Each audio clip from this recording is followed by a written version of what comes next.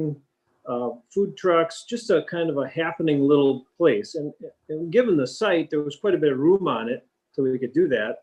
And the orientation of the site with a nice, big, long, southern-facing wall. So we kind of approached it with that in mind. And so we developed the leaseholds, which will open up to the south. The existing store and sidewalk width that was just brought up, there was quite a hazardous entrance into the store. And many people remember kind of swinging around the corner, coming out of the store and running into somebody. And so we kind of refocused the whole orientation of the building. And so the sidewalk's free for traffic, but the activity, especially the outdoor activity that we're hoping to generate is off of the sidewalk completely onto its own space. So the basic concept is to create these multiple leaseholds, and we have two outdoor seating areas. The one to the west is just an open seating area that anyone purchasing something in the leaseholds can come out and enjoy, or from the food truck come and sit in those areas. Andrew, would you? Sorry, Barry. Andrew, would you mind pulling that up on sharing that screen shot there, just so we can have that up while he's discussing it?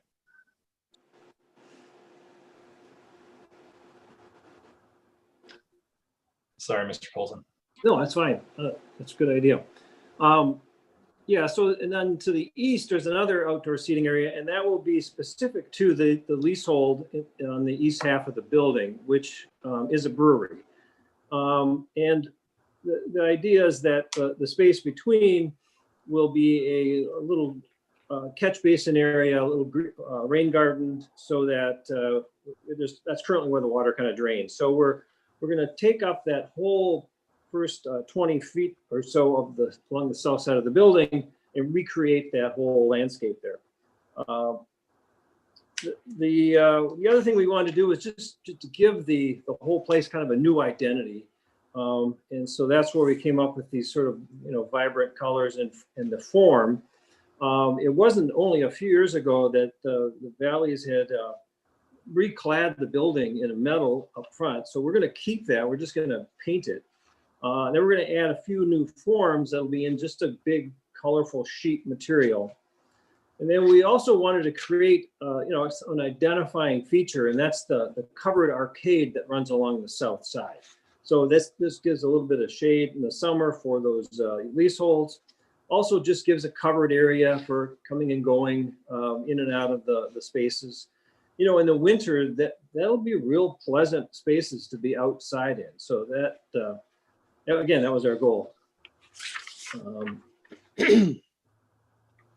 We went through and addressed, all the T5 requirements. Feel we have reached that, and I guess I'll entertain any questions. I guess, Joe, if you have any comments you'd like to start with.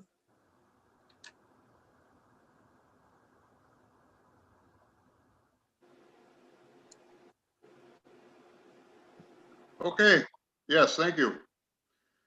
The name of the project is, or at least our DBA is called 3rd Street Marketplace.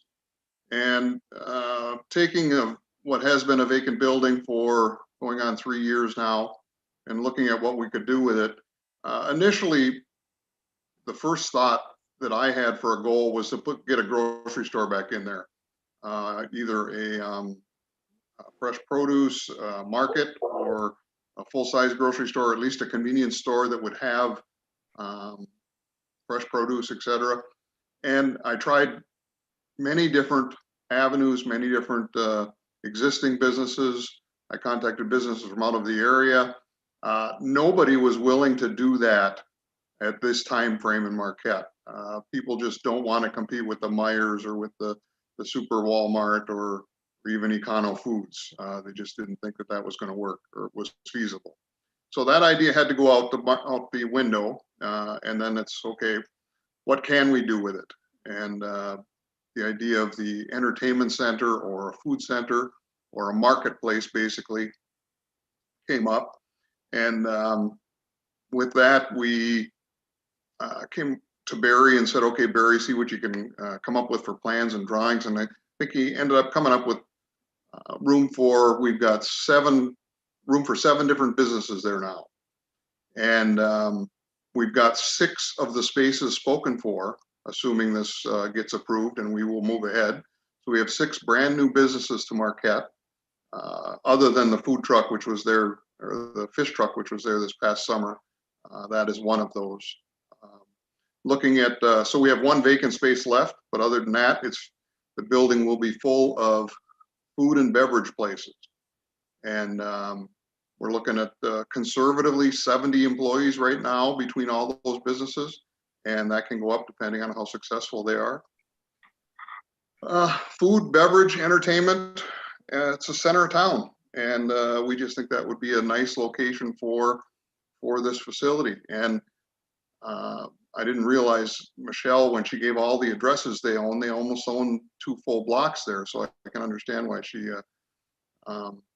has an interest. I have a different viewpoint than she has, and a number of restaurateurs have, where we think that the more restaurants, the more activities you put in an area, the better it is for everybody. And people are always commenting, oh, you probably don't like the Mexican restaurant above you at Iron Bay downtown. And I said, no, just the opposite. I said, people come downtown because there's a number of options, and then they decide where they want to go. So having multiple places is not a negative to me. It's always been a positive, and I do believe in that firmly. So the outside dining aspect, I think restaurants in today's environment with COVID and what's happening, if you don't have an outside dining option, you're really going to be in trouble. So the trend is going to be, at least seems to be for the near future, that outside dining is going to be critical for success. And we have incorporated that in these plans. And I think it's important that we have that. So we can be sensitive to the neighborhood behind us with our hours of operation and our noise levels. But I think it's a good plan, and I'm excited about doing it. That's all I have. I guess the other aspect of the special use is the light manufacturing permit, special use permit, and that's applies to the brewery itself. And so I guess Jay Clancy is on the meeting here to address some of the issues that we responded to, the comments and the questions in the review. But Jay, if you want to get on and talk about those things, that'd be great. Sure. I would just briefly start by saying, of course, we've been open for almost 6 years in downtown Ishpeming. Our beer has been very well received. We do get quite a few customers coming up from Marquette. They generally tend to come up in the earlier hours of our operation so they can get home safely.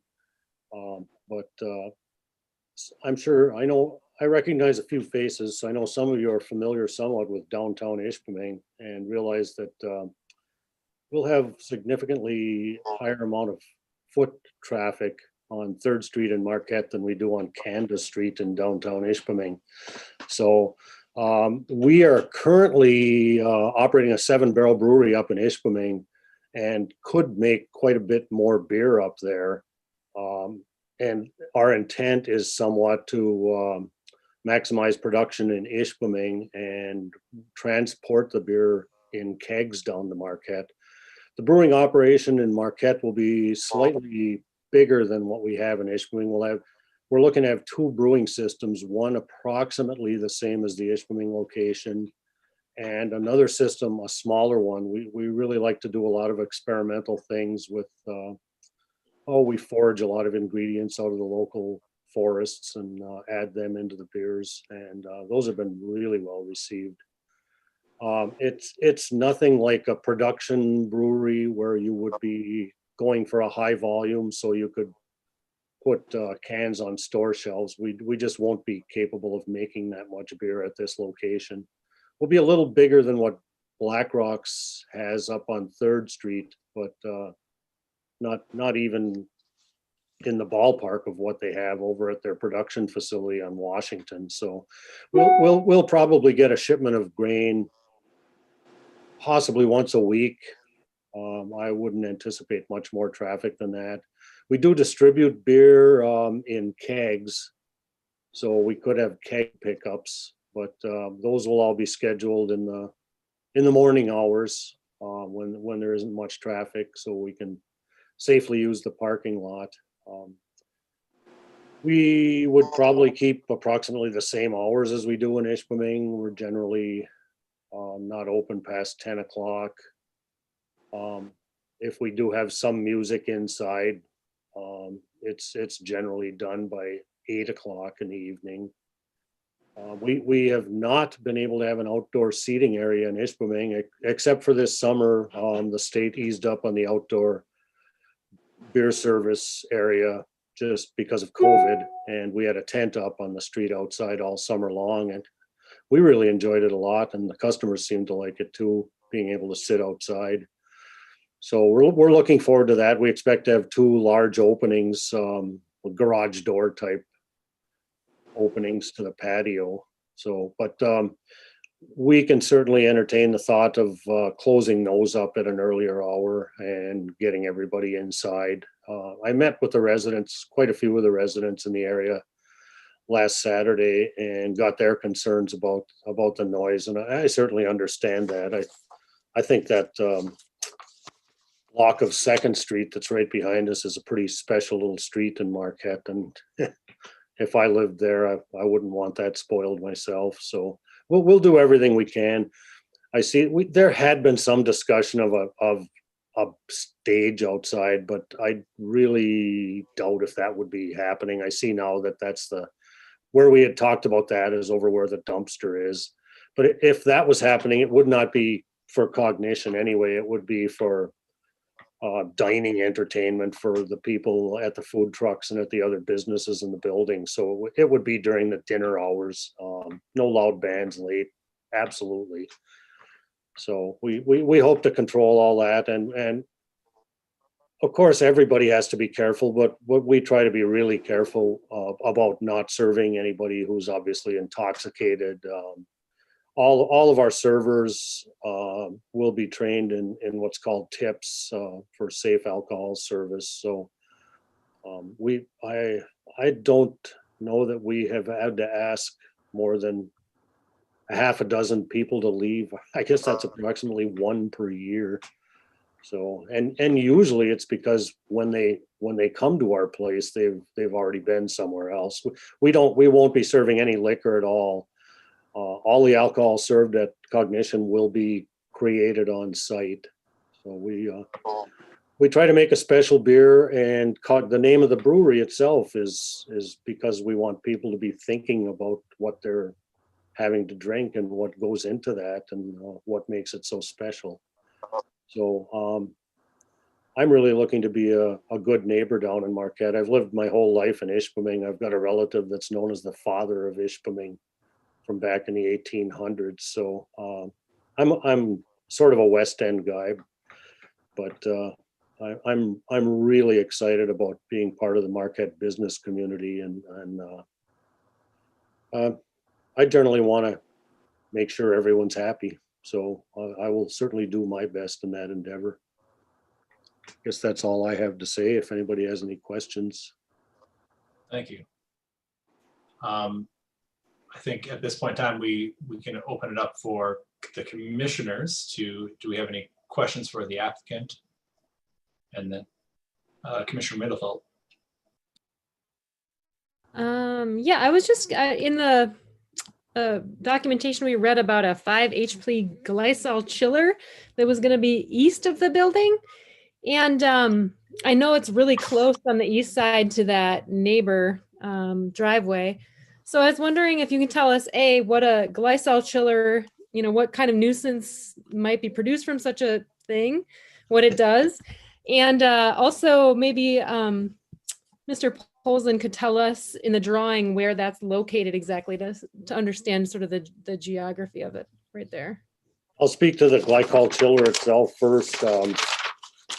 We've got a 3 horsepower unit in our operation. What it is glycol is simply a cooling fluid. It gets chilled, the chiller gets it cold, and it circulates in a loop. And the fermentation process is the most important part of making beer. The beer gets cooked in a kettle, and when that's all done, it gets transferred into a jacketed fermenter. The jacketed is due to the glycol cooling jackets.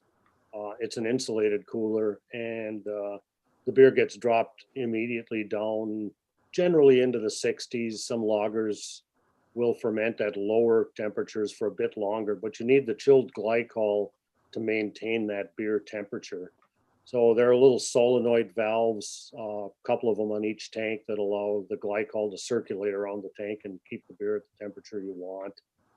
Just before you're ready, when the beer is done and you're ready to transfer it into serving tanks, we have to do what we call crash the beer, which means bringing it way down into the 40-degree range. It typically goes to the taps at approximately 38 degrees. So it's pretty cool by the time it hits the taps. But that's what a glycol chiller is. It's just kind of like I don't know, refrigeration unit. Makes some noise. I think our 3-horse chiller we have in Ishpeming is located inside the brew house and is not a bother to us there. We can certainly hear it when it runs. The 5-horse is rated at 76 decibels at 1 meter away from it. I think a vacuum cleaner is rated at 70 decibels. So it's not really super noisy. We will have a fence at the edge of the property. And if it is located on the back of the property adjacent to where the loading dock used to be, we would also build a sound barrier right around the unit. See if I got the dimensions of it here. It's 55 by 38 inches, and it's 58 inches tall. So that's the size of it. So it would be fairly easy to build a small wall right around it to kind of contain that noise too. So I don't anticipate it being a problem, and there still is a possibility that we may be better off to keep it closer to where we need it. We may be better off to site it on the roof of the building. So we aren't 100% sure yet. I would prefer to see it on the backside, just in case if the glycol chiller goes down, it's a real emergency and you have to get people in right away to get that fixed. And it would be a lot easier to work on it at ground level behind the building than it would be to go up on the roof, especially on a cold winter day. So we'd like to keep it there, but we'll certainly do our best to keep the noise to a minimum. It does cycle on and off 24/7, 365. So I can't say that it wouldn't be running during the night, because it definitely will. To answer the question then of just where to it's follow up- located. Yeah, thanks. Go ahead. Yeah, yep. Davis, Andrea's pointing to it. It's in that, what used to be the loading dock driveway. We didn't have the size of it when we put these plans together, so we showed it a lot longer. It's much, it's probably a third of that size that's drawn there, but that's the location. And there is a bit of a concrete wall next to it, the little bit retaining wall. So we kind of tucked it in the corner, and we can certainly do things, as Jay mentioned, as some type of enclosure. We can just add acoustic absorption material around that area too. So it's certainly something we can address if it proves to be a problem. But 70 decibels at 1 meter is sound drops off real quickly with distance. So we can keep it from reflecting off the surfaces. We can contain it in that area.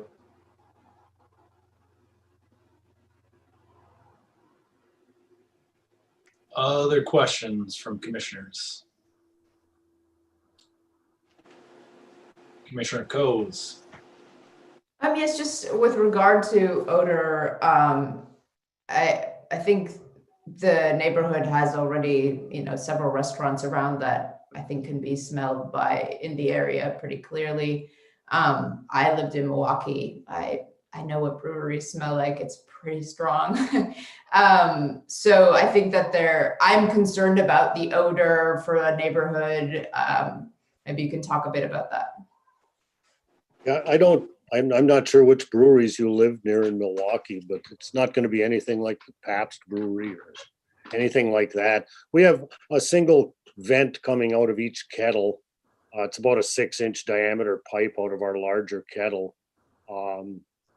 It will penetrate the roof, and of course will be warm steam type fumes coming up from that. Not fumes, but gases, I guess. But it'll be all just the result of the heating of the grains, the malt. No chemicals involved in that whatsoever. On most days, I would think it would just disperse very quickly vertically from the building. I suppose there could be some times when you would have some sort of an inversion and it wouldn't go up so fast, but I don't think there'll be anything that you would consider really a strong odor. We've never had any trouble with it in Ishpeming, and it actually it exits the building there only about 6 feet above the ground level of the hotel or the Mather Inn. So there are actually apartment windows all along that wall up above, and we have not had any complaints. It's just a signal that there's fresh beer on its way, so. And that smell, as I say, the kettle is only really in operation boiling the beer for about an hour at a time. So other than that, there's nothing coming out of that kettle vent. There would be no odors released from our operation at all, except maybe out the front door, but that'll probably be closed off from the back brewery portion of the building anyway. So I don't think you'd get that. Most of the people that like to come to breweries enjoy that smell. So hopefully that'll be the case there. Any other questions? If not, I do have one of my own. Food trucks, of course, have their own noise issue. Will you have electrical hookups for the food trucks, kind of giving their kind of semi-permanent nature associated with the property? Yes, that's the intention, is to actually plumb and pipe gas and run power, so you're not running generators. Yeah, thank you. Other commissioner questions for the applicant?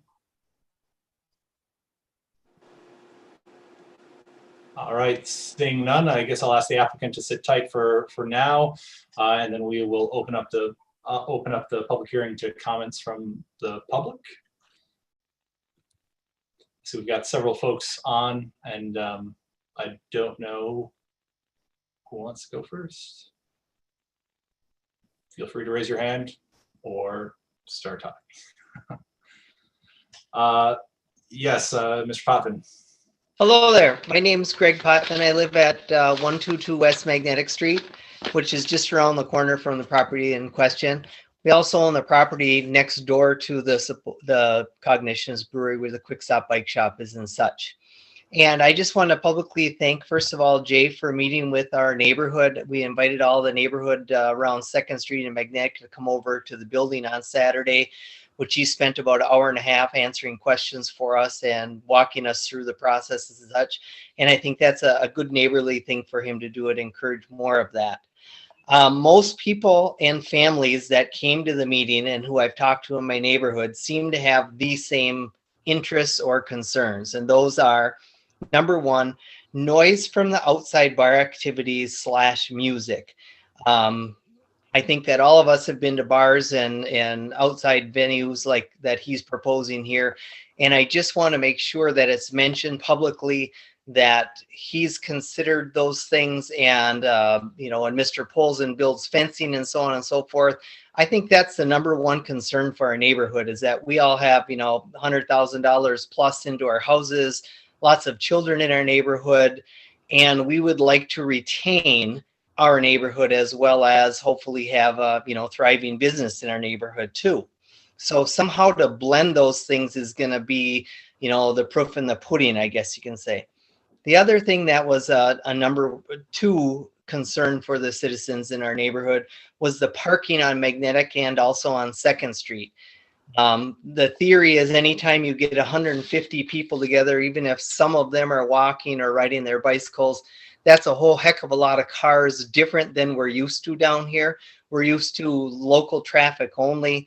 And something, I don't know if this could be for Jay to answer or for Barry to answer, anyone else, but it's definitely a concern for us in that our neighborhood doesn't get inundated with 50 cars every evening from 3 o'clock in the afternoon till 10 o'clock at night.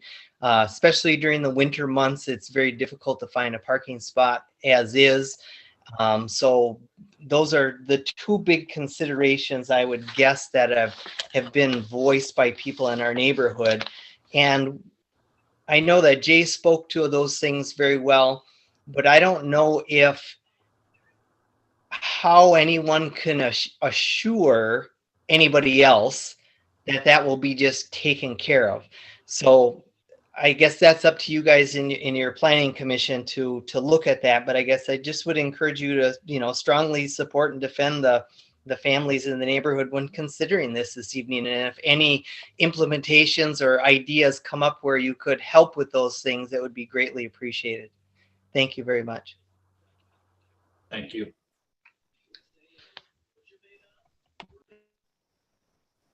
All right. Do we have anybody else that wishes to make public comment on this? And if you do, please state your name and address, and you'll have 3 minutes. Katie Davis. As I sat and thought about what impact, if any, I would have at this meeting, I thought about the people that would be listening, and I thought about if it were me listening, having to make these decisions. And then I thought if it were me, and then I thought if it were them having to fight for their neighborhood. All I ask through this is that you try to put yourself into our shoes. I own 1029 2nd Street. That puts our backyard 20 feet from the proposed outdoor patio. We bought this house just over a year ago with the intentions of raising our kids here. I can assure you that if a brewery was there, we would have picked another location. You see, I have 3 kids that love to jump on our backyard trampoline. We love to play yard games and eat s'mores in our backyard in the evenings. To most who have kids, this would seem like a pretty reasonable and typical evening of family fun. I'm afraid that our typical family evenings are going to be overrun by crowds that would gather at the new brewery. I'm afraid of the noise, the music, and intoxicated individuals that can't be reasoned with. We shouldn't have to force our kids inside on nice summer evenings because the conversations 20 feet away turn into louder and louder adult conversations as the night progresses. We shouldn't have to cower away from using our own yard because of the evening chaos 20 feet away. Can you imagine laying in your bed at night listening to all the laughing, yelling, loud talking, and continuous doors slamming, always angry, wishing it would just go away? With that being said, I am in support of the idea of pizza, pies, and other shops in the building.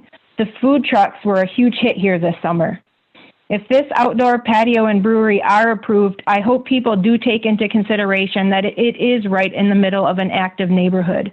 Maybe a possibility of early patio closings and entertainment during supper time only.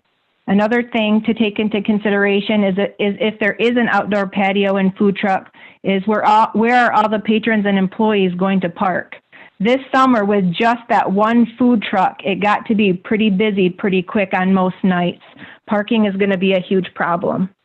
I just ask that these concerns are heard and that you try to envision a brewery 20 feet from where your children play.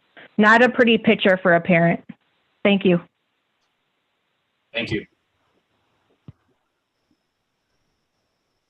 Others wishing to make public comment?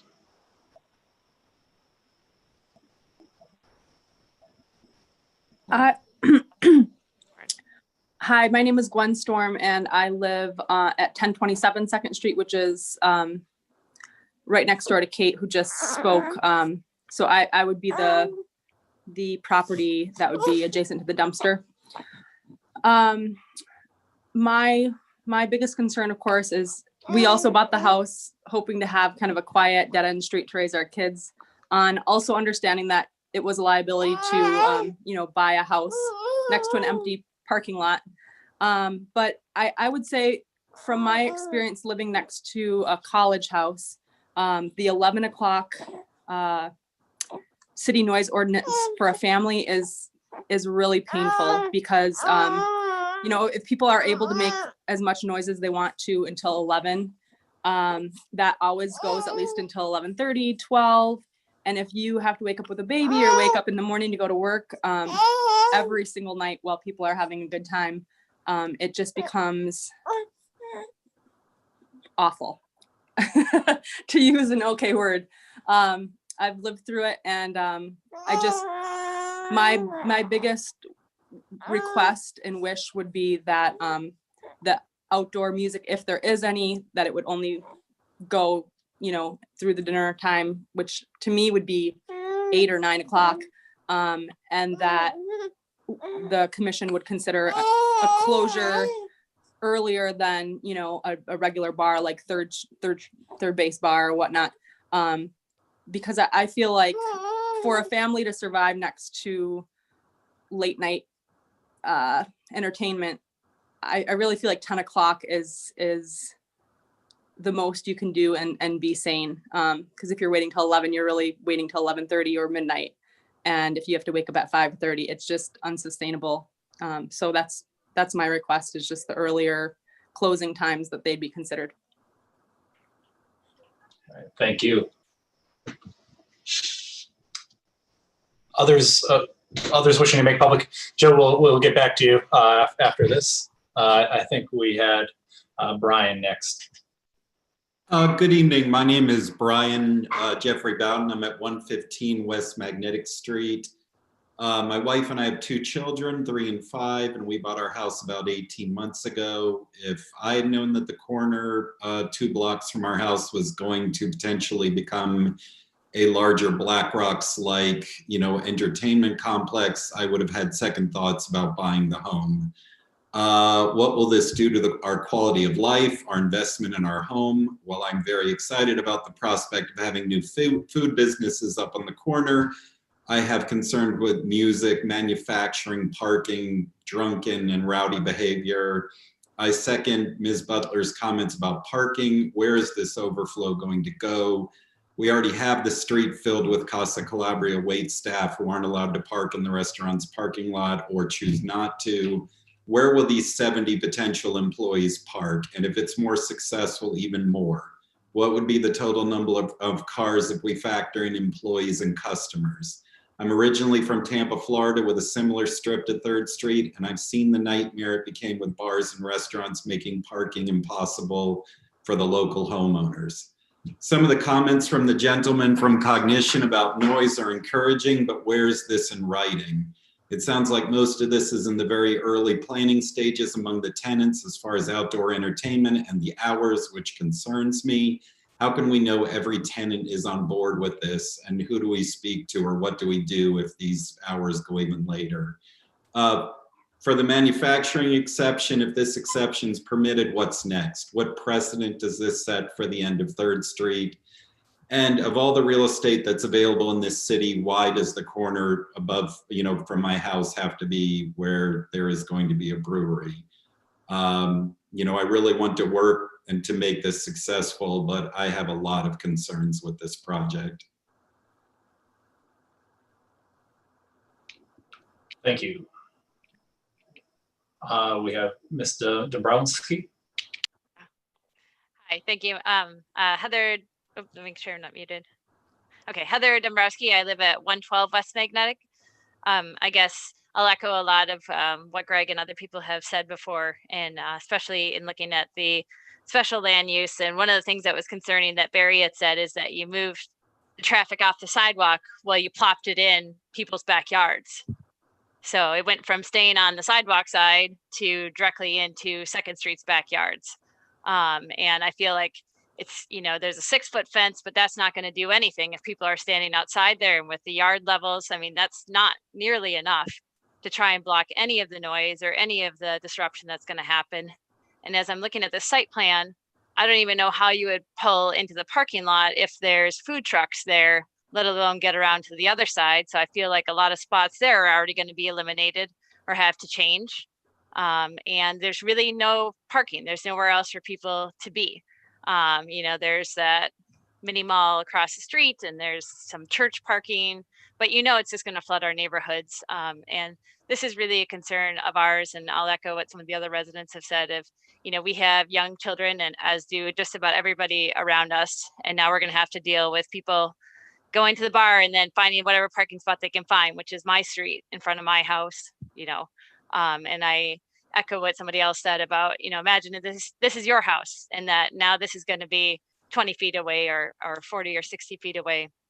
And again, nobody is against having businesses there, having that building being used again. And we understand the restraints of businesses that are available. But to me, having food trucks out in the parking lot and blocking off whatever little parking there is to begin with, I think is a huge detriment. And I do echo what Brian said too about it's nice to hear that's what you think you might do with live music or people outside.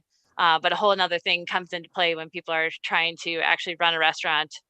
And I think it's not analogous to some of the other venue places, because it was concerning to me that the place could hold 150 people. So are you going to have events there? Where are all these people going to be?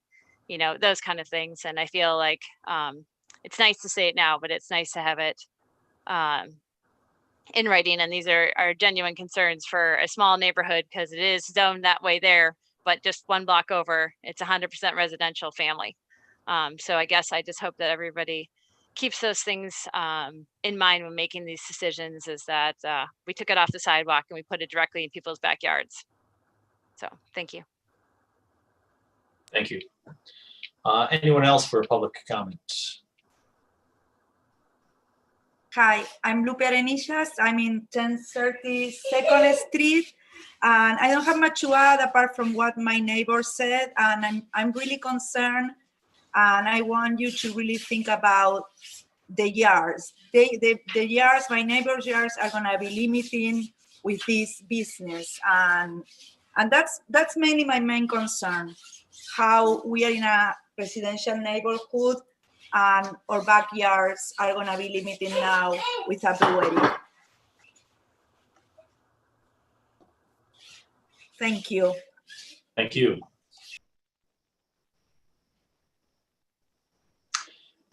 All right. Any other public comment? We don't. Oh, Mr. Kilpla.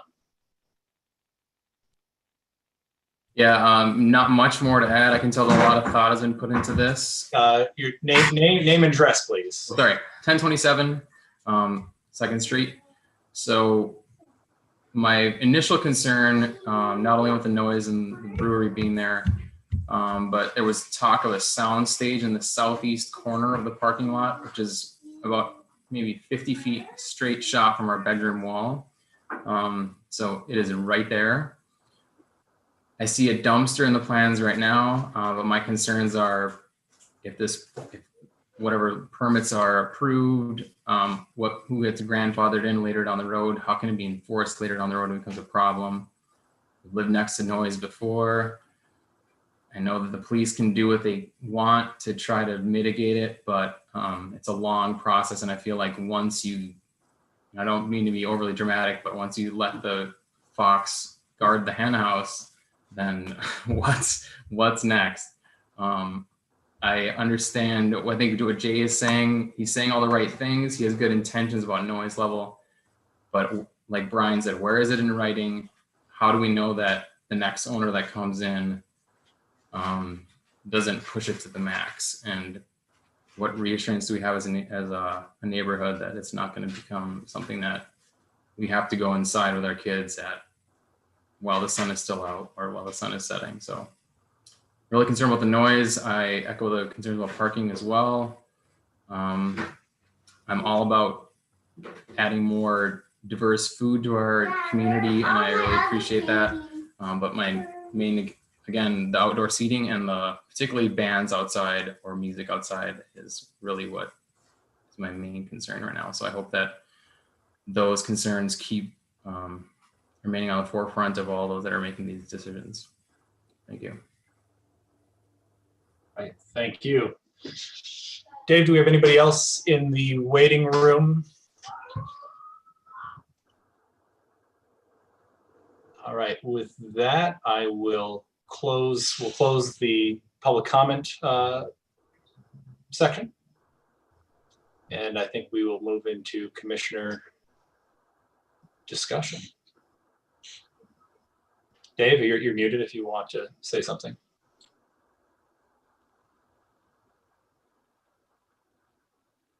Yeah, Mr. Chairman, I'd like to address a couple things that have been brought up. Yep, please. Number one, the use of an outdoor area for live music and entertainment has to be part of what is presented in this site plan, and it's not presented. So that's not something that's going to be, you can allow through this site plan. We have a section in our Article 6 for standards that are applicable to specific uses for outdoor entertainment and community events. When outdoor entertainment is either an accessory use to the principal use of a property or it's the primary use of the property, that has to be approved through the site plan process. So saying we're maybe going to have a stage over here on the property is not even close to, you know, what cuts it.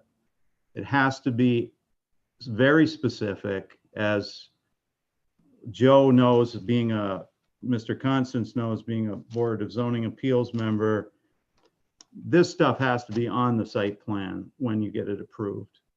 So in the future, if they want to have outdoor entertainment events, that's going to have to be approved under a different permit because it's not able to be approved through this permit. So that's the main thing. The other thing with noise ordinances and parking, of course, there's no way to control or put in writing that the noise is going to be at a certain level, or else the business is going to have to change something. The business is going to have to manage it, or they're going to run into issues with the neighbors and the noise ordinance with the police department. And that's just the way that's got to work. As far as transportation, you know, I think the Planning Commission is going to be working on, and we've been working on this behind the scenes for years, but we are, I think, getting a lot closer to reality of having a 3rd Street transit route. And I don't want to overpromise, but I think that's something that we're getting closer and closer to, and it's not that far off in the future. But for noise specifically, the Planning Commission can, in this district, under Article 3 for fencing, the Planning Commission can recommend or make a condition that next to outdoor food and beverage or outdoor entertainment community events approved land uses, that you have an 8-foot high solid fence for noise screening, visual and noise screening. So that's one thing that's in the Planning Commission's toolbox here. That's all. Thanks, Dave. Do we want to suspend the rules so we can discuss? I would entertain a motion for that. Commissioner Middlefeld. Motion to suspend the rules for discussion. Second. Got a second from Commissioner Dunn. All right, I will, Commissioner Middlefeld, if you want to lead us off in conversation. Yeah, I just had a question about the noise ordinance, because I know it came up when Black Rocks had applied to, you know, expand their facilities on 3rd Street. Isn't there's a police ordinance, right, that is separate from our duty? Ours is, you know, we're dealing with land use, the zoning code, but isn't there a whole other set of code, the police department, that regulates noise, right? Is it 8? No, 9 o'clock, 10 o'clock? What is 11. it? It's 11. Nuisance Oh, okay. ordinance. Yep. Okay, that is kind of late. Okay, thanks. Commissioner Dunn, if you want to follow up. So yeah, I don't know where to start with my question or who to direct it to. I'm still wondering about that chiller, and my biggest concern for the neighbors is the noise for the chiller and for the people that are going to be eating there. And so I absolutely want to see this happen, but I also want to make sure to protect the quiet enjoyment of the neighbors in their backyards. So I'm, I like the idea of a taller fence. And I think that would make sense. But at the same time, I'm looking through this application and it looks to me like it's meeting all of the requirements to have the special use for the outdoor food and beverage be approved. Although it is a special use, so I guess we can always do a condition attached to there. So that's kind of where I'm leaning, is I want to add some sort of condition to protect the neighbors from the noise.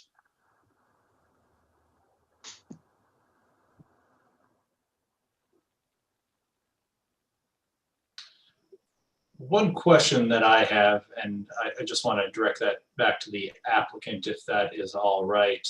The patio, the outdoor brewery patio, what is the number of folks that can be outdoors at one? And you will, and correct me if I'm wrong, you are required, like that is the area in which, alcohol is allowed to be served. You won't be able to have alcohol outside of that patio area. So what is the capacity of that patio, if you don't mind refreshing my memory? I don't know if that's Joe or Barry, are Jay. you checking? Barry, are you checking that? Yeah, I'm thinking it was 24 to 36, something like that. Yeah, it would be under 30. So 30 would be a maximum, the size for that. And that you're correct that the beer drinking is limited to that area. That's why you can only get into that patio area from inside the building. There's actually a fence line around it that keeps the beer drinking within that. That's a standard liquor law component. So.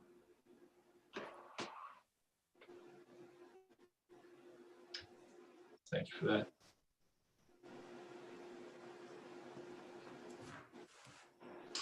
Commissioner Coase?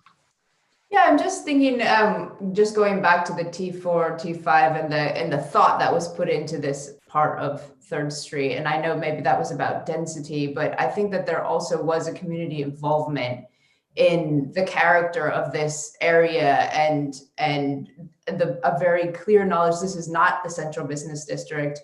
So the level of noise and having this kind of noise and giving these kind of exceptions, which will create, a different feel of this community. I'm concerned about both of these, kind of permitting both of these, just because it does alter the nature of that community. And so for as much as maybe it passes a lot of the things that we're looking for, I don't know to what extent we can discuss about how this alters the nature of that neighborhood and what protections were in place and how the community was involved in protecting this neighborhood. So I guess I'm just wondering how far as a commission, what rights do we have to go into that discussion? Maybe I'm not aware enough of, because I'm not seeing a reason to make exemptions except for if they meet, the requirements. But it sounds like the community is very clear that they have a lot of concerns about these exemptions, and there's a lot of goodwill on behalf of the owners to make the community happy, but not a lot in writing that would ensure that would happen. I would like to say one thing. I'm hearing the word exemptions a lot. So this is you have your permitted uses and you have your special land uses. They're not asking for an exemption from our land development code. They're asking for a special land use. And then in our code, you have requirements, and that's what you guys have to review as planning commission to see if they meet those required conditions and if they meet those special land use conditions. So as a planning commission, that's what you would review. All the items that are in the staff report. Right. So then a lot of the things that the community is saying we can't react to, right?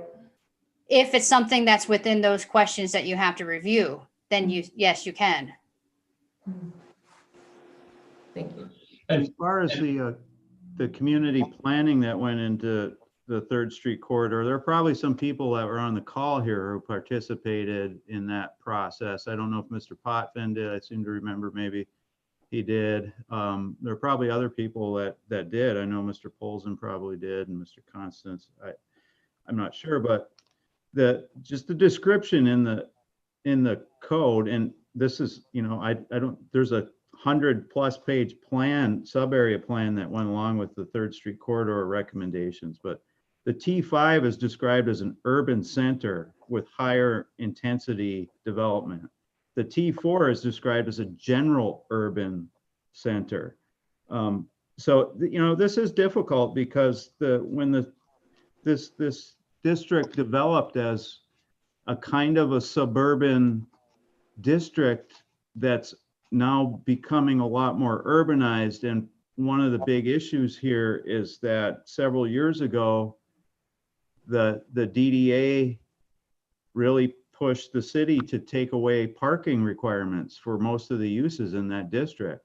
And that's an issue that is not easy to resolve. And it's one of the reasons why we really do need to have some transit available in the city with the kind of growth we're seeing in this corridor specifically.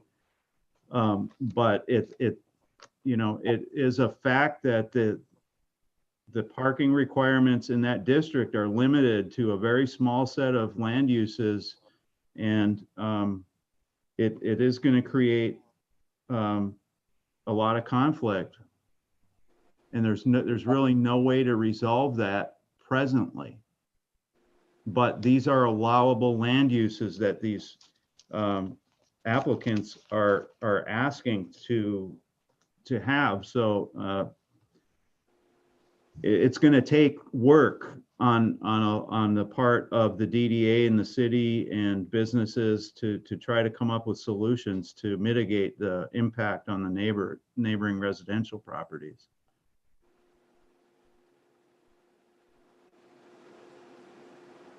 I see you, Joe, but I think we're right now in discussion amongst ourselves initially here.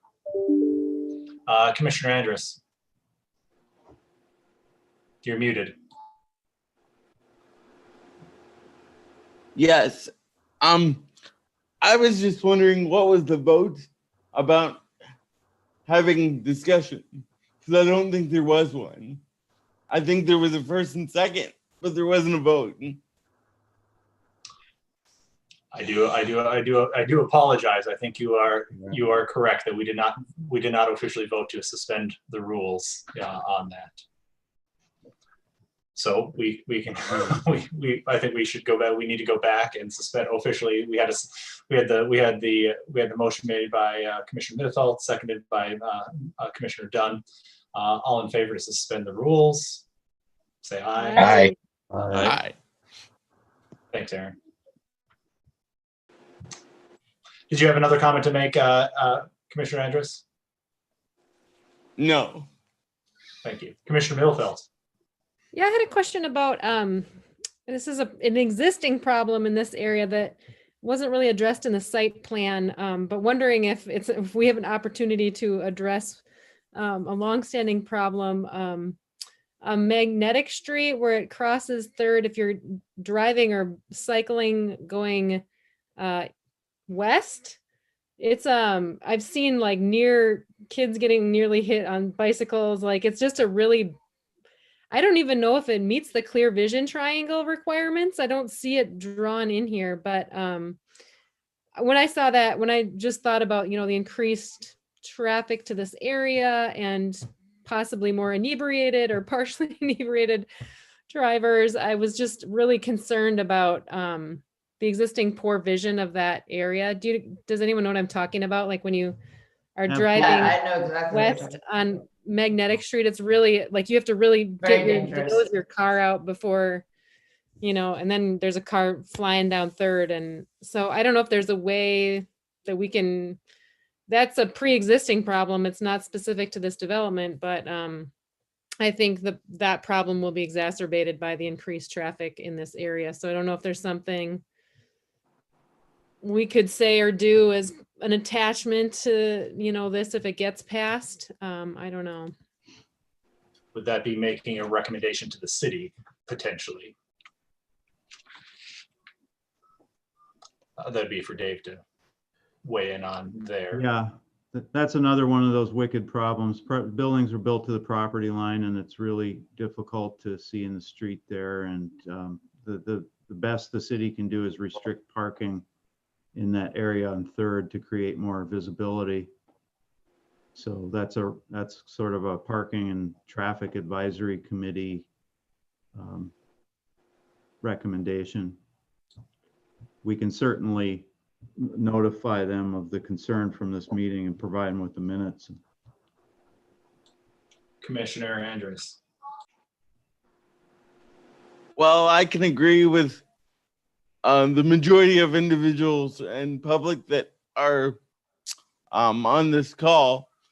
I think they, according to the code and according to our regulations, they meet the regulations for a special land use.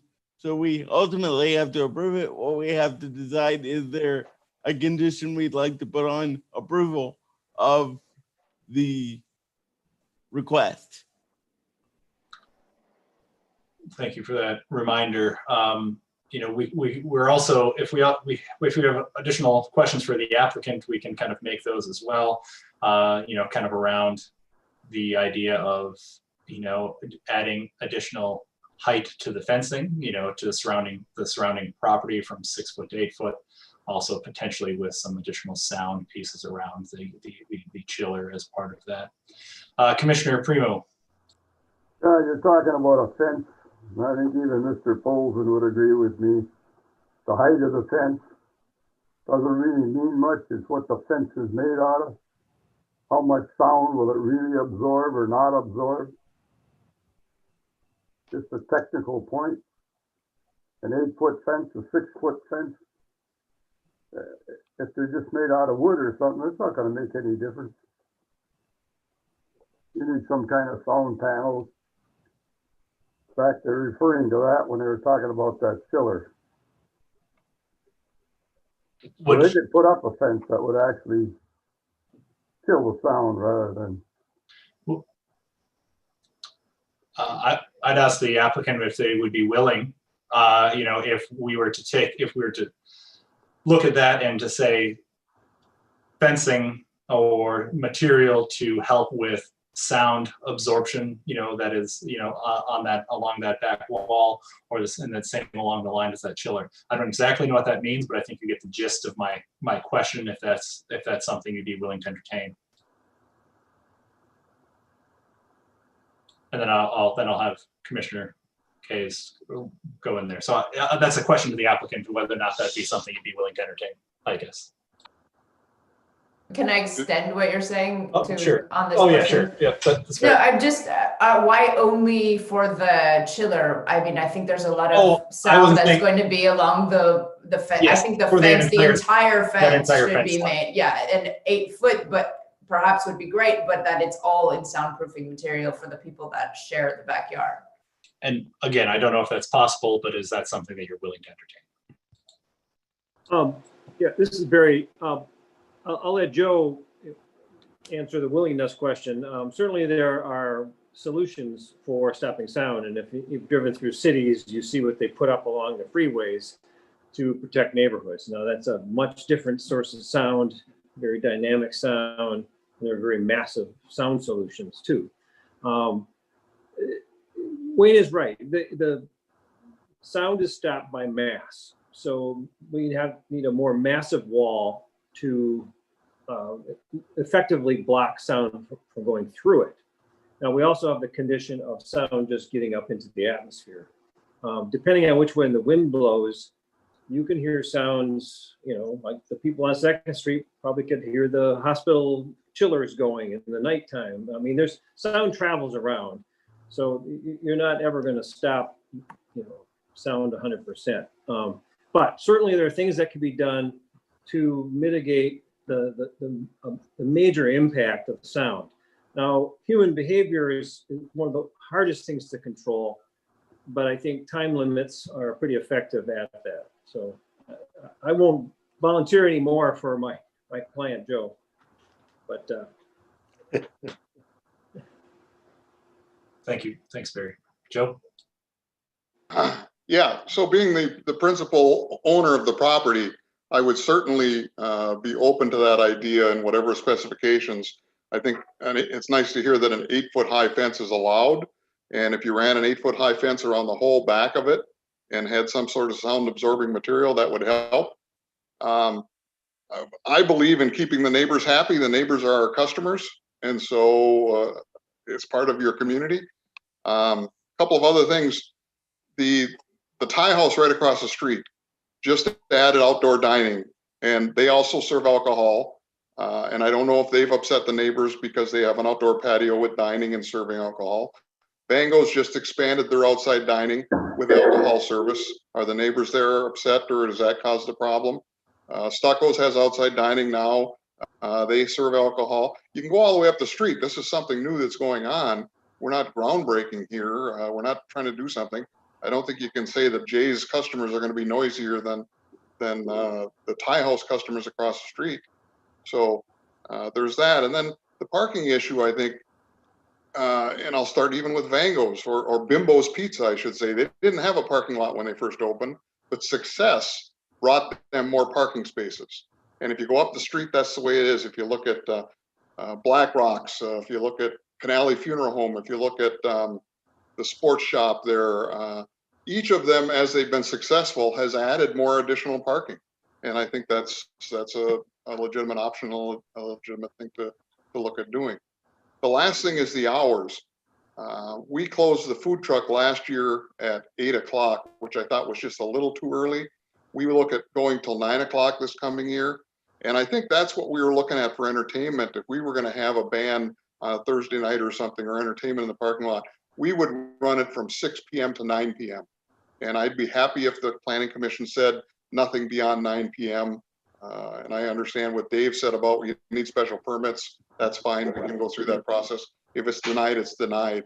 But we're not looking at late night entertainment or late night operations even. So, whatever we can do to make this work, I think we're pretty pliable. Thank you. Thanks, Joe. Commissioner Brooks, we haven't heard anything from you. Would you like to chime in? Yeah, this is my old neighborhood, born and raised in the corner of Front and Crescent. Very familiar with 3rd Street corridor and very familiar with how it's evolved over the years. But quite frankly, it's ever since I was a little kid, I went to Jackside GA, which was Val's and now is vacant. So I understand the concerns of the neighborhood.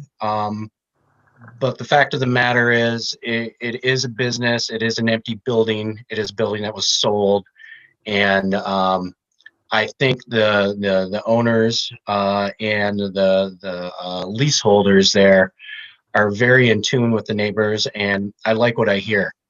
I think they'll be very easy to work with, just like Dave and Andy have been on Black Rocks with the neighbors, and shutting down operations earlier, working with the neighbors to keep the sound level down. I like the idea with food trucks that they're going to have the plugins available so they don't have to listen to the generators. And I like that Joe is more than willing to put up a sound barrier. So I like what I see. I like what I hear. I think it's going to be very beneficial for our community, and I'd like to see it move forward. Thank you.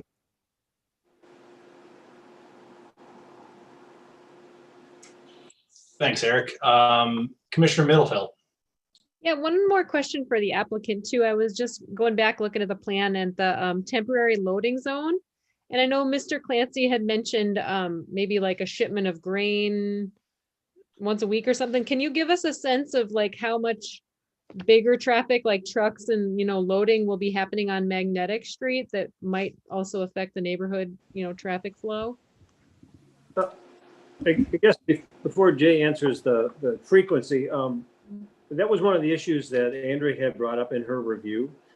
And so as we were not allowed to submit new plans once we've submitted, but in the responses, we've addressed that issue, and we've changed that loading zone to the actual parking lot itself, which is the north half of the parking lot. The trucks can back in. And then we created a ramp then to take the brewery stuff up in the back on the east side of the building to get up into the brewery itself. So we're taking all of that loading operation, all of that stuff off of the street. So. Okay, sorry, thanks. I didn't quite catch that, but that's good.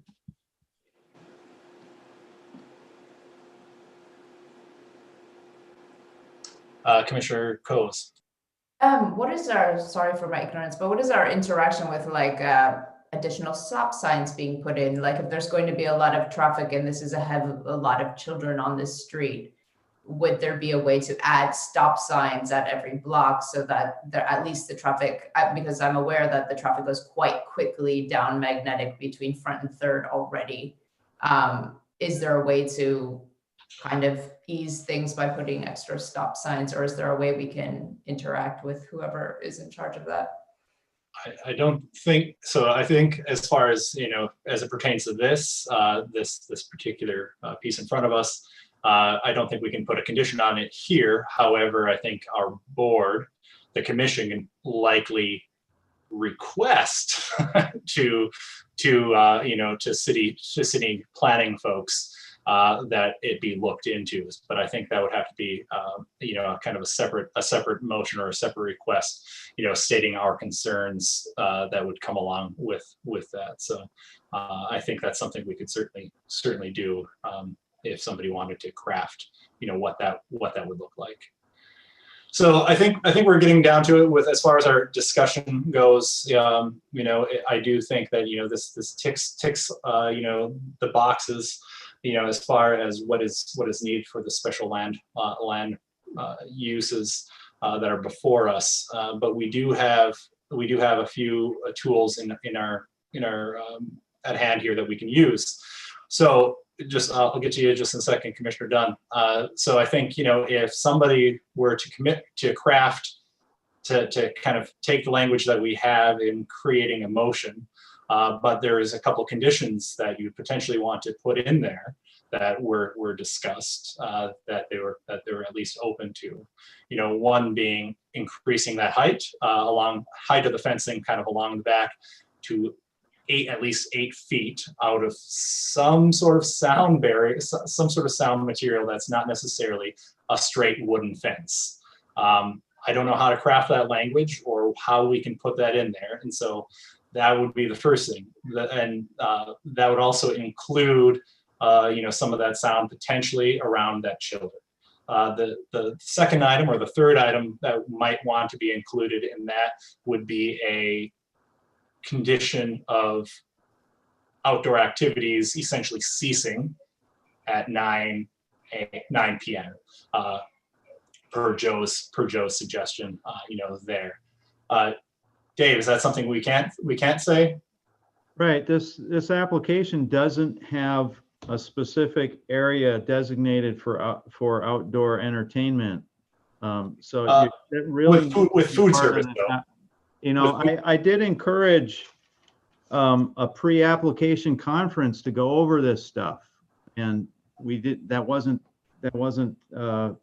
something that was taken advantage of. So it really needs to have a specific spot and more specifics about. I mean, you could, I think in your motion now, you could say there's, until there's a permit submitted for outdoor entertainment and community events or outdoor entertainment. That's not part of what's being approved here. Understood. And I think, as far as the 9 p.m., that would be like food service. I mean, can we include that in there as far as, kind of traffic wise, at least initially here? Yes, for Black Rocks initially, when they went to the planning commission, you had a condition for the outdoor food and beverage service for the hours.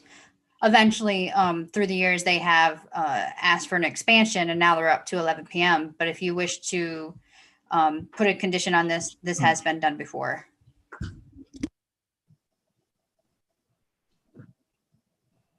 So I think that's where we are right now, and we understand that there's not any outdoor entertainment, that is allowed at the facility at this time. They would have to come back for a separate piece, a separate permit, for that. But that would still allow outdoor patio, access, 7 months out of the year, 6 months out of the year, whatever, however often you're out there. So I think those are the three things that I heard that would be, options. However, somebody would have to craft that language together if you're in agreement with those items.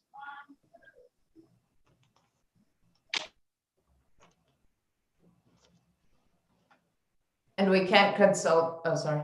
Oh, no, that's fine. And I forgot. There's probably one more thing that we ought to put in there, that we probably should also include something along the lines of that any food truck mobile vending activity on the property must be licensed in accordance with city codes. That would be the last piece.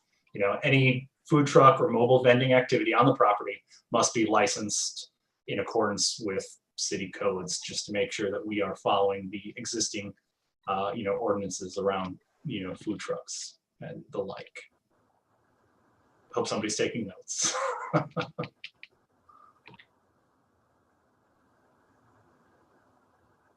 Commissioner Dunn.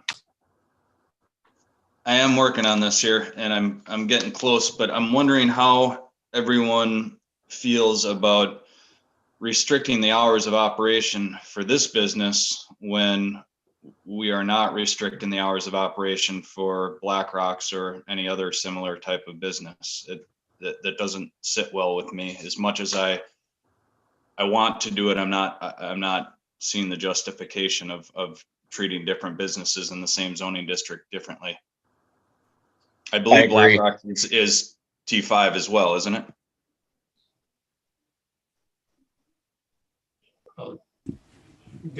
Dave, if you're looking that up, that'd be great to answer as far as their T5, T4. Commissioner Middlefeld. I think that's a fair point. I just like my time, like hearing the public comments on Black Rocks projects versus listening to the concerns that have been expressed in this meeting. I think one of the things that jumps out to me is that relatively high percentage of young families here, which seems maybe different from the kinds of concerns we've heard immediately around Black Rocks, which maybe is, I don't know if it's a higher percentage of rentals around there and more college age kids who've been, more receptive to having a brewery and a bar in their neighborhood. So that's why I like where Commissioner Larson was starting to craft. I've got a couple notes here. I like, if it's possible, and Andrea said it's possible, to limit the food and beverage service till 9 o'clock, require some kind of acoustic sound preventative 8-foot fencing along that eastern border.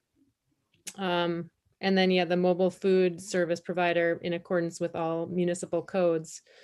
I think that seems like a right compromise, because going back to what Commissioner Dunn said at the beginning, I think we all want to see this property developed and adding new jobs and economic opportunities, but I do really empathize with all the concerns of the residents right next door. So trying to figure out how can we do both, I think and I think Commissioner Larson's got us down a good path, I think, and I'm almost ready to make a motion unless there's more discussion. No, I agree with that. And I also think it could be hearsay, but I know Sarah Kambenzi lived near Black Rocks, and a lot of the property was sold around Black Rocks because people didn't want to live there anymore. And I think the people in this area are probably concerned about the same thing, that, yeah, there's a lot of student housing because the residents no longer wanted to live by Black Rocks. So I think that there's concern that this area could become like that, maybe just a lot more student housing if it's too loud or closes too late. And so I agree, 9 p.m. I think this is a very different neighborhood in this area of near Val, or what was Val's, than Black Rocks area.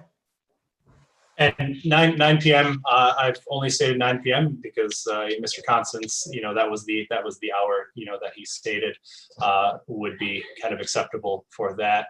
And I'll let you speak to that just in one quick second. And then with the understanding that if that they will certainly have to come back for us for any expansion of any sort of outdoor entertainment, so on and so forth. Joe, I'll let you speak to that just real quick here. Go ahead. The 9 o'clock was for entertainment. It wasn't for the dining. We envisioned maybe having food service until 10 p.m. But if we had anything that was going to be making a lot of noise, 9 o'clock was a good quitting time for that. So that would be what I would ask for, whether or not I can get that. Yeah. I understand.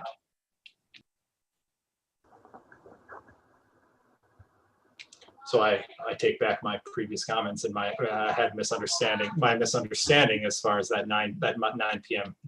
hour. Andrea. To answer your guys' question, Black Rocks is 3rd Street corridor T5. And I don't know if this helps or not, but back in 2011, when Black Rocks first applied, the outdoor seating area they gave them was 10 p.m. That was the condition. And then in 2019 is when they asked to expand to 11. Understood. Commissioner Dunn? I think I'm ready to make a motion. Yeah, let's hold off on that just for 1 second. I know I don't want to keep this going for too much longer, either. But let's talk about that just really quickly. So the 9 versus 10 o'clock, sort of aspect there, and what we're thinking about there. On that, I believe I forgot who it was, but I believe that one of the folks commenting from the public that live on 2nd Street there had mentioned 10 p.m. and not. That to me, it sounds like a good compromise.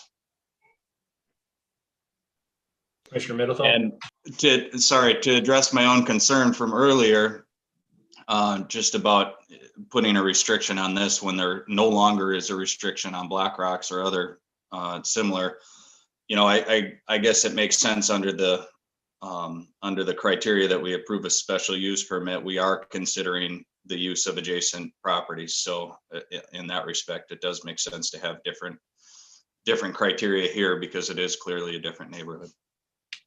Thank you. Commissioner Middleton.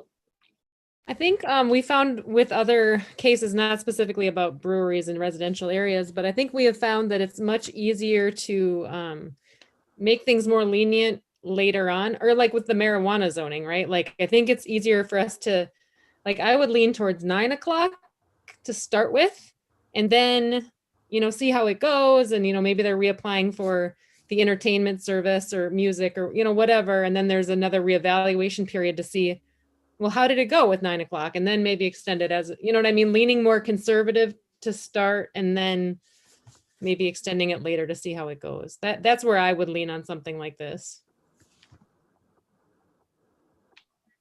Commissioner Coase. Yeah, I completely agree. And it seems like Mr. Constance wants to make the neighbors happy, so he shouldn't have a problem getting an extension once things are going well to 9 o'clock.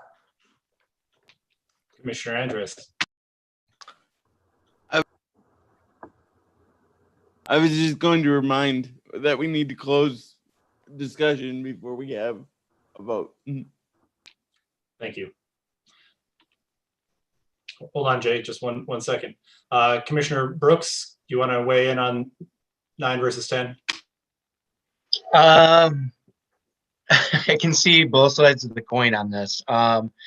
I hate to restrict them earlier than other businesses because there is a lot of outdoor dining with alcohol along the 3rd Street corridor. So I'm kind of torn on this one. Thanks.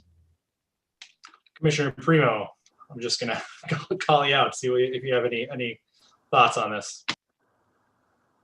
Well, I like the 10 o'clock idea. I mean, you can't restrict a business. I mean, how are they supposed to make a living if they can't actually be open when they think they should be? I can't see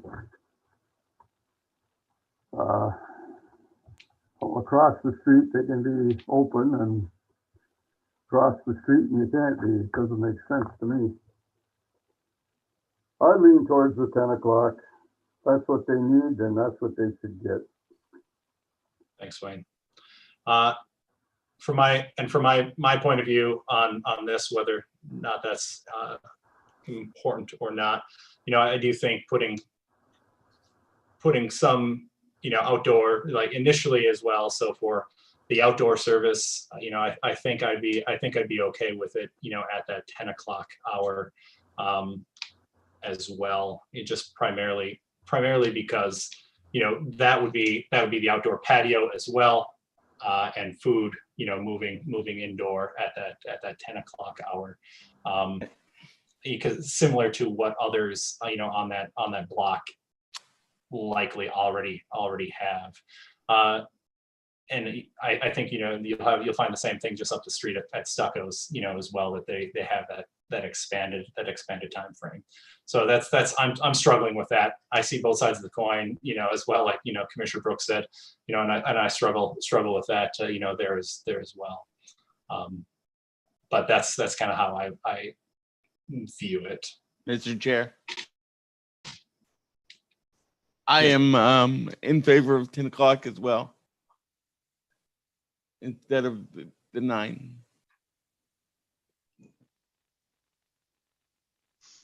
Commissioner Middlefeld. Just to clarify, I think we're just talking about the ending of the outdoor food and beverage, right? I mean, they wouldn't have to close. They could still serve food indoors till whenever. Okay, so everyone's on the same page. Okay, just wanted to make sure. And since I gave Joe some time, I'll give Jay a minute here to chime in real quick. Thanks, Michael. I was just going to say, I mean, I can just see what's going to happen. We've only got 30 people or less outside. And what does Black Rocks have, 100? And if we come and say that you've got to leave these seats now, we don't have any more room in there. They're all just going to walk up to Black Rocks. So it's just going to be straight loss of business. And 9 o'clock, I mean, it doesn't even, at 4th of July, it's not even dark enough to start fireworks till 10:30. It's still nice. The sun's up in the sky. It just seems a little extreme to me to go to 9 o'clock. We don't have that much room for customers, and that's what we need to sell the beer. So I think, and I will give you my personal assurance that we will do everything we can to try to keep things as calm. And I mean, I'm not a fan of a lot of shouting and yelling, and we don't generally have that at our place. Sometimes inside in Ishpeming it gets a little loud, but that's because it's confined inside and you got to keep raising your voice to be heard. But anyway, I would be very happy if you would give us till 10 o'clock. Thank you, Jay. Commissioner Coase. No, I just want to remind everyone that the nature of the neighborhood around Black Rocks is very different. And also, if we're talking, Commissioner Primo talks about across the street, there are no houses by there. So I don't know that that's a similar situation. But anyway, I still am for 9 o'clock, but I hear that I'm not in the majority. Commissioner Brooks. Yeah, after thinking about it, I'm okay with the 10 o'clock. So I think at this point in time, we'd be looking for a motion. And if that motion, it can be voted up or down, whether or not whoever makes it, whether it has 9 o'clock or a 10 o'clock, if that's one of the conditions that whoever's making the motion wants to put in it, that can certainly, be voted up or down. But I do think, again, we have a couple conditions that we want to be in there. I know, Sarah, you're working on something. I don't know if that's something you want to give a shot at. And then we can revisit it if need be. Well, I think I'm in the minority on the 9 o'clock thing. Maybe 9:30. No, I'm just kidding. We don't need to go there, but so my motion I think would fail. So maybe somebody else should make a motion.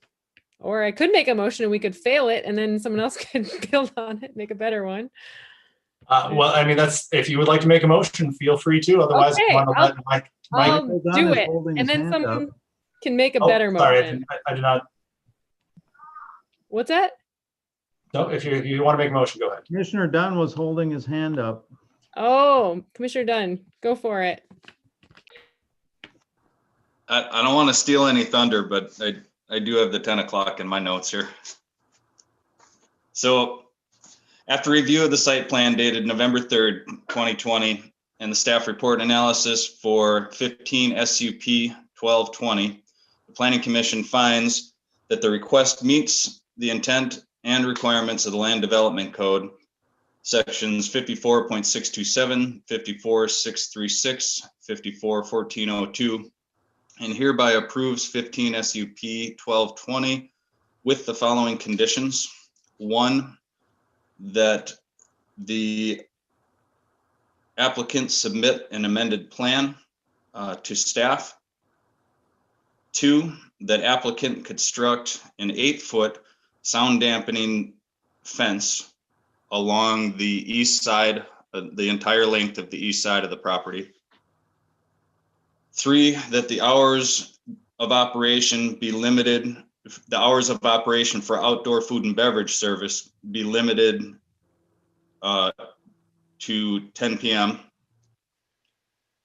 And 4, that any mobile food providers on the property shall comply with all municipal codes. I'll second that. We got a motion from Commissioner Dunn. We've got a second from Commissioner Brooks. We'll do a roll call vote. Excuse me, what about discussion? Oh, sorry, any discussion on the matter? Were we going to put in the, I didn't hear the part about sound deadening from the 8-foot fence. So. That was in there. Yeah, that was in there. Okay. I didn't hear that then, I'm sorry. There was nothing about the chiller, but I think, the architect could design that into the site plan and they could do that without having it required by you as a condition. I think it should be required. Commissioner Dunn, do you want to submit an amendment to that, Commissioner Coase or Commissioner Dunn? Commissioner Dunn, can you add that? Yeah, in? I'm just trying to figure out how to word that. So let's amend condition 2 to be that the applicant construct an 8-foot fence of sound dampening material that also encloses the chiller. Second.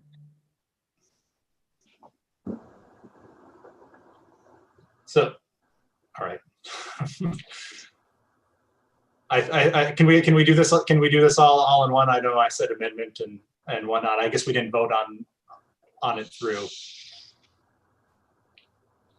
But I think we've got it. I think we've got it in place. So we'll first vote. I think we first have to vote on the amendment and then come back and vote on the entire motion, or is that, or did we not quite get that far, Dave?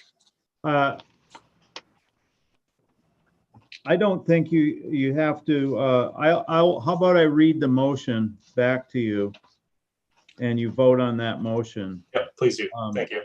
And give me a second here.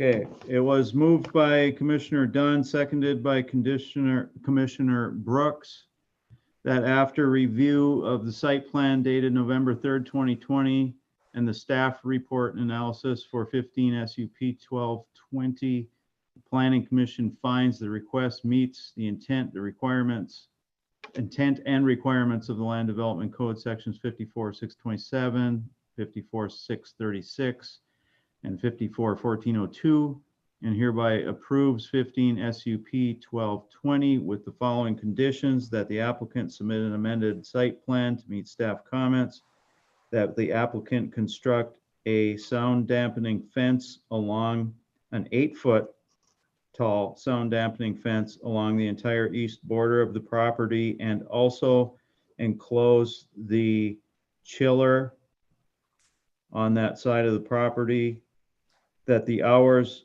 of outdoor food and beverage service be limited to 10 p.m., and that any mobile food operations be conducted in accordance with city codes. Sounds about right to me. All right, we'll move on to a roll call vote for this. Commissioner Brooks. Yay. Commissioner Primo. Yes. Commissioner Coase. Nay. Commissioner Middlefelt. Nay. Commissioner Andres. Yes. Commissioner Dunn. Yes. And I vote yes. Motion passes.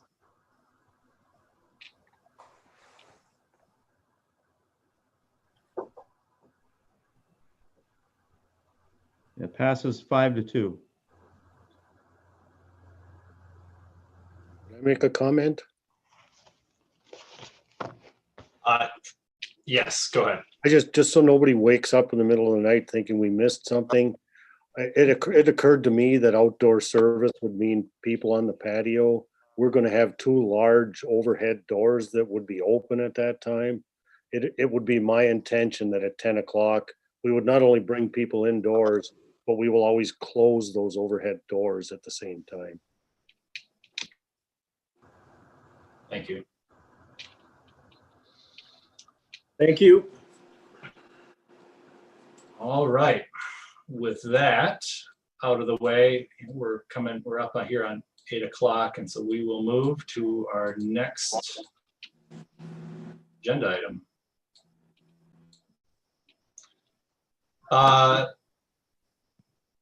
We have citizens wishing to address the commission on agenda items.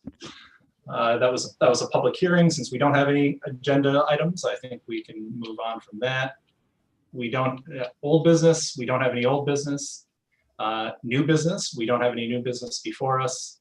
Do we have any citizens wishing to address the commission on non-agenda items? So if anybody has. There is a person in the waiting room. Oh. Can you let them in, Andrew? Yeah. I'm admitting them now. I see Mr. Potvin. I'll let you go ahead and speak. Okay, thank you. I understand what you guys have done, and thank you for consideration. One thing that I just want to make comment of is I believe that the fence height you guys are talking about at 8 foot tall is going to start being measured at the base of the parking lot. There's actually a retaining wall all along it would be the east side of that parking lot, which is probably 2 feet on top of that. So there's currently a neighbor's fence on 2nd Street that's probably 6 feet tall.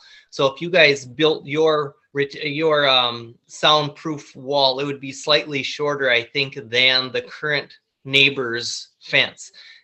It's here nor there, other than I think the idea was that it would be nice to have an 8 foot tall fence like going above that. And I don't know, like, not quite sure how you guys measure, but I think it's from the ground level for measuring purposes.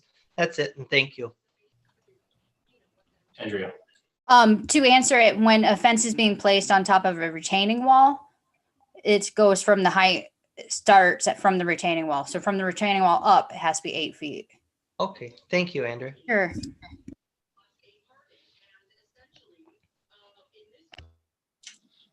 Did we have somebody join us? I brought them in, but I'm not seeing them in here. And then they're no longer in the waiting room either. Any other citizens wishing to make comment at this time on non-agenda items? Seeing none, we'll move on to correspondence, reports, minutes, and other boards and commissions. I don't think we have any there. The next piece here, we'll move on to work session for the commission, which is the annual report to the city commission. I know we talked about this last week. Dave, I don't know if we want to, I think that's coming up on the 21st. Yes. And so we have one more, we should have one more meeting between now and then. Yeah. So I don't know if there's anything that do we want to add anything, any work on that right now, or kind of postpone that? Take you through a quick 5-minute preview of the, so you have an idea of what it is, what it looks like, or, basic format for it and whatnot, if you'd like. Yep, that'd be great. Okay, so let me share my screen and find that here. So I've begun kind of the work on it, and here is what I have for, I always have a black slide to start with, and we got a picture of the Planning Commission finally. We've never had one in one of these reports before. We had to go to Zoom to make it happen. A little history of the Planning Commission, a little bit of what the Planning Commission is responsible for, and please remember this is necessary because I think we probably have at least two, if not 3 or 4 commissioners on this board that have never seen the Planning Commission present to the City Commission before. Your membership, which we're now showing, you're going to have a vacancy in February with Aaron's term limit expiring, Tony's resignation from the board. They like to know that kind of thing. And then something we've done before, they've kind of asked us to do a meeting summary. This is just, this isn't accurate. This was last year's numbers, but same here. These are numbers from previous year, but they like to see what you actually do in terms of your meetings. So just present this basic information about membership, what kind of meetings look like in terms of your effort and time you put into them, what case kind of things we're reviewing as far as cases, and then get into some things about concerns, goals, and objectives. And that's pretty much it. So this is the part of it where you need to kind of, I like to have this accomplishments, of course, could is necessary to be in there. And actually now, at the time, because it's been 18 months since the Planning Commission's presented an annual report, you've had 3 amendments. You'll have had 3 amendments to the Land Development Code in those 18 months, and created all those special use standards for the marijuana ordinances was a big push for the second set of amendments. That was really sort of something that was forced on you time-wise. But assisting with the DDA's downtown plan process, that was more or less through your work on the master plan. But you can take some credit if you like in that regard too.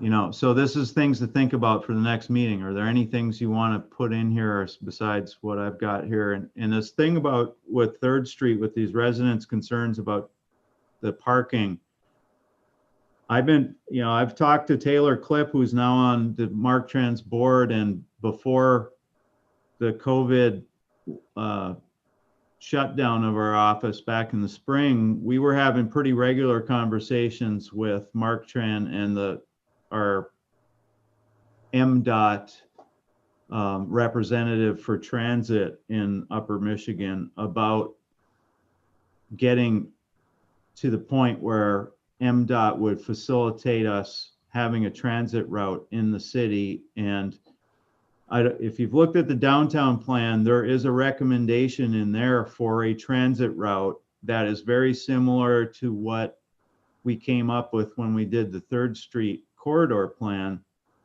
But now with the hospital having moved, there's a little bit of a tweak to that. And I'll show you, I'll send you guys something that I shared with Taylor that I think is even an enhancement on what the downtown plan's transit route is.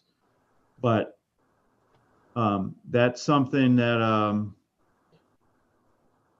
I think the Planning Commission really should, in my opinion, really should be emphasizing the importance of the City Commission working to make that happen, especially with the kind of progressive board that there is now going forward. You're going to have a lot of interest in making that happen on that board.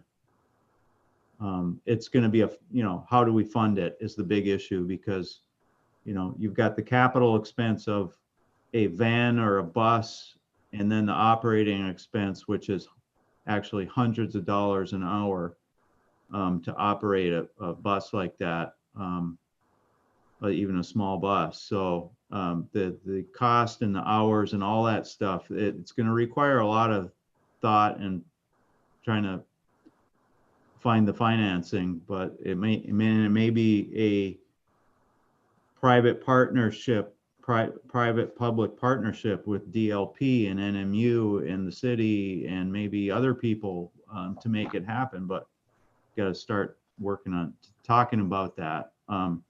The other thing I kept in here from the last year was long range planning for the Lakeshore Boulevard corridor, further implementation of the bike routes plan that was developed. So, any thoughts on that now or next meeting? That's all I've got, really. Overview it.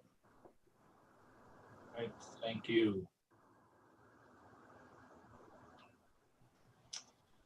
All right, that moves us on to commission and staff comments. Commissioner Brooks, comments? None here, thank you. Commissioner Primo, any comments? No. Commissioner Middlefelt?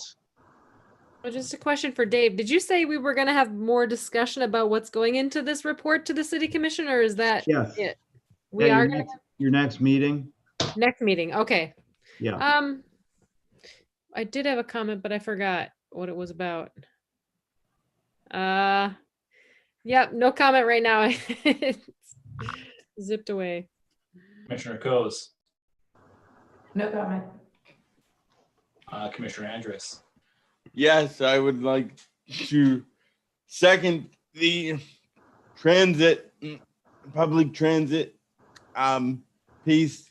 It's something we've really needed for a while. And as long as I've been on the Planning Commission, I've been trying to get it started. So I'm happy that it's moving forward in a positive direction. Commissioner Dunn? No, I'll save it for the next meeting.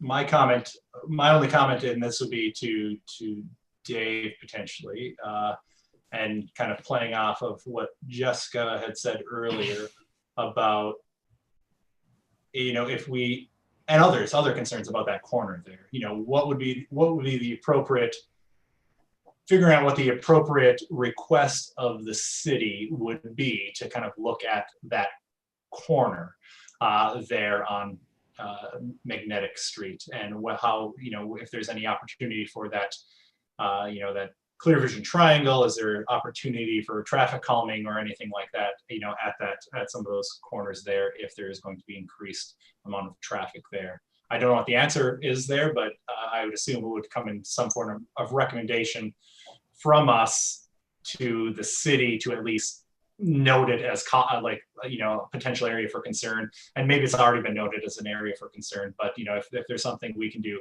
potentially next meeting to make at least a little motion to bring it to, just an official at your level or to somebody's. I don't know what my question really is there, but I think you get the gist of what I'm saying.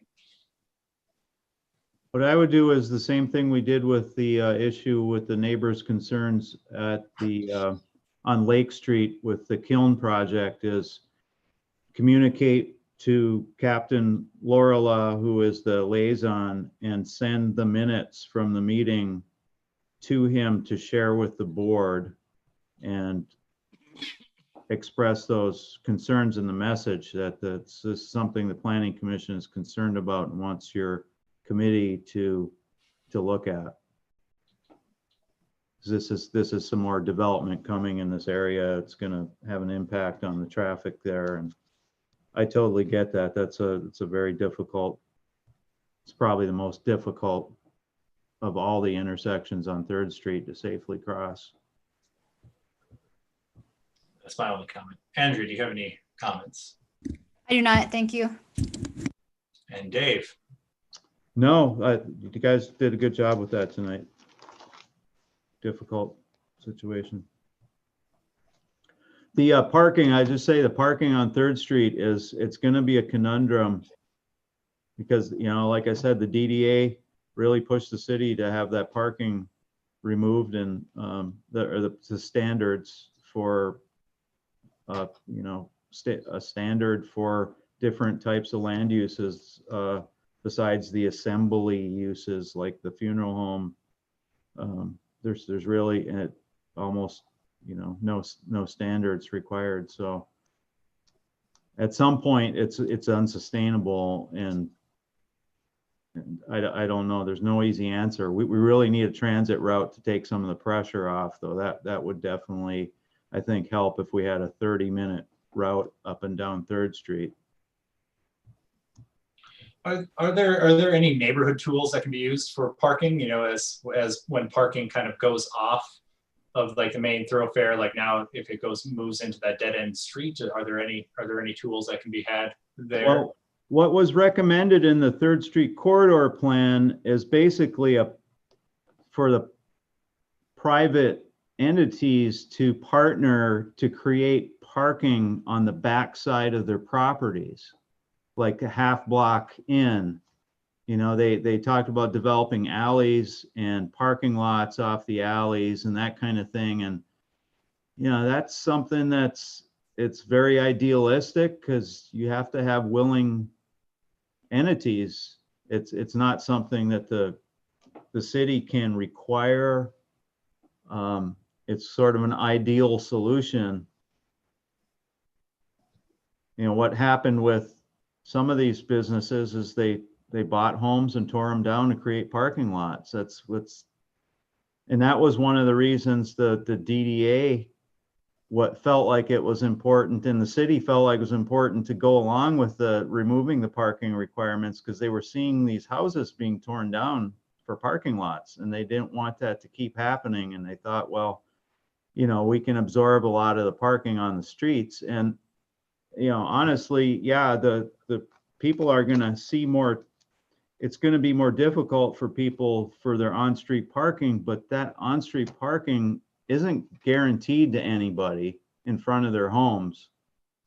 Honestly, it's for everybody. It's public property. So it's inconvenient when it's in front of your house when there's a lot of traffic coming and going, but it's not illegal, and it's not necessarily unethical or anything like that for that traffic to be forced into that area. Yep. No, fully understand. And I know we've got our by, you know, planning and zoning acts and whatnot that are in our, if it meets code, it has to be, you know, kind of pushed through, so. Well, the public right of way, That's one- obviously, the public right of way is public space. It's Yep. not anybody's particular space. And can You I know- ask a quick? Oh, go ahead. There's just around Northern NMU, I know there's certain streets that you just cannot park on for certain times. What happened? I mean, you know, can something similar happen to some of these streets? I mean, it's not necessarily, the residents may not even like that, but I'm just thinking, what about that? There is a precedent for that, but I'm not quite sure what happened that, for example, I think it's K, is it K? That just has a whole bunch of areas that you can't park during certain times, but I think the only reason is to keep students from parking there. I can't guess anything else. Yeah, I don't know myself. But this is another thing where we do have a committee that meets regularly about parking and traffic, and hopefully they can, as time goes on, you know, make recommendations that are appropriate for these different areas where we're having issues. But I have seen in some cities, you know, the trend has been to get rid of minimum parking standards, parking requirements for different types of land uses. And it has caused some pushback in some cities, you know, and in some places there's been a lot of work between the city and neighborhoods as to how you're going to make it work if you remove the parking standards. There hasn't been that great level of work yet between the city or the DDA and the neighbors around 3rd Street. It's been kind of piecemeal. And there's no real, you know, there's no magic solution. Understood. All right, if there's no other comments, I guess that's, you know, more food for thought for future meetings. I guess it's 8:23 and I will adjourn the meeting. Thanks, everyone. Bye. Nice job, Mike. Yeah, good good work. job.